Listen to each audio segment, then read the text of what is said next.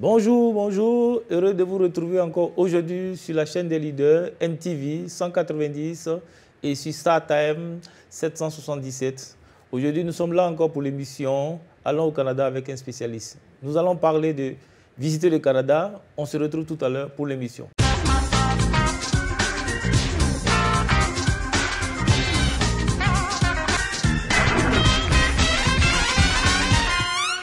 Ok, nous sommes de retour. Nous allons développer le thème visiter le Canada. Visiter le Canada, qui peut visiter le Canada? C'est la question que plusieurs personnes se posent. Il faut noter que tout le monde peut visiter le Canada, mais il y a des conditions.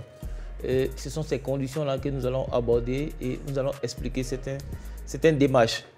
D'abord, pourquoi voulez-vous visiter le Canada? Ça sera la première des questions que nous allons vous poser. Quel est le but de votre voyage? On peut visiter le Canada pour faire du tourisme.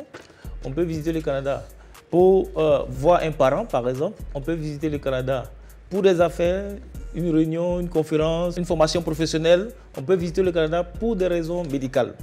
Donc, à partir de ce but-là, nous allons maintenant monter votre dossier. Donc, visiter le Canada, tout le monde peut le faire.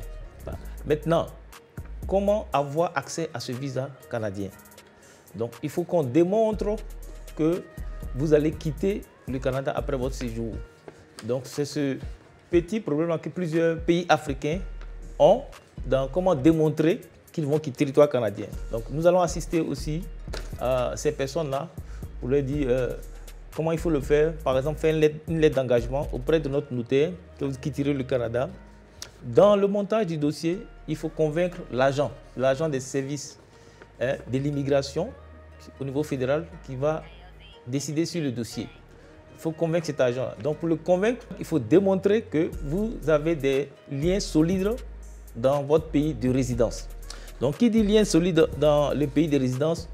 On parle beaucoup, par exemple, du travail. Le travail, c'est un lien solide quand on travaille. Quand on est en couple, on est marié, c'est un lien solide. Ou bien un conjoint de fait, parce que ça passe aussi. Quand on a des biens, c'est aussi des liens solides. Quand on a des propriétés, par exemple, c'est des liens solides. Donc tout ça démontre auprès de l'agent que cette personne qui veut venir visiter le Canada ne vient pas, n'a pas l'intention de résider et de rester. Donc encore une fois, le visa, c'est un visa touriste, c'est un visa de visiteurs. C'est vrai qu'il y a des options, il y a une exception pour ceux qui veulent, par exemple, trouver de l'emploi avec le visa visiteur, c'est possible, mais ça, on va l'aborder dans un autre sujet. Donc, quand vous allez nous contacter, nous allons par exemple vous demander la période de vos séjours, dans quelle province vous souhaitez partir, est-ce que vous avez des liens, vous avez des amis. On va vous aider à faire cette présentation. Il y a des formulaires remplis. Pour ceux qui ont déjà voyagé dans certains pays, c'est encore des atouts, par exemple, pour monter le dossier. Mais aussi, on va vous aider à faire la lettre d'invitation. Parce que la lettre d'invitation est un élément clé aussi dans ce dossier. Donc, en dehors de la lettre d'invitation, on peut demander une réservation d'hôtel pour celui qui n'a pas un proche pour lui donner une lettre d'invitation. Mais la lettre d'invitation, on va donner le modèle. Donc, voici un peu quelques éléments pour aider à comprendre comment visiter le Canada. La bonne nouvelle, c'est que le Canada ne donne pas de visa de 1 mois, 2 mois. La plupart des visas du Canada vont au-delà de 6 mois. Généralement, 6 mois, c'est pour les hommes d'affaires.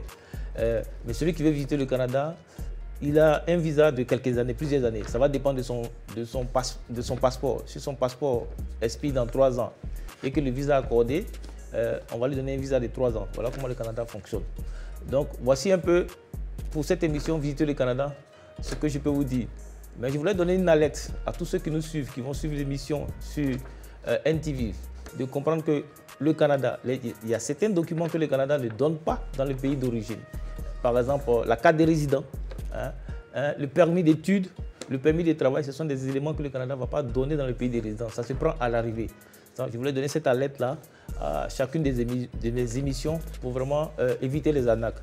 À bientôt et on se retrouve pour une prochaine émission. Bye bye.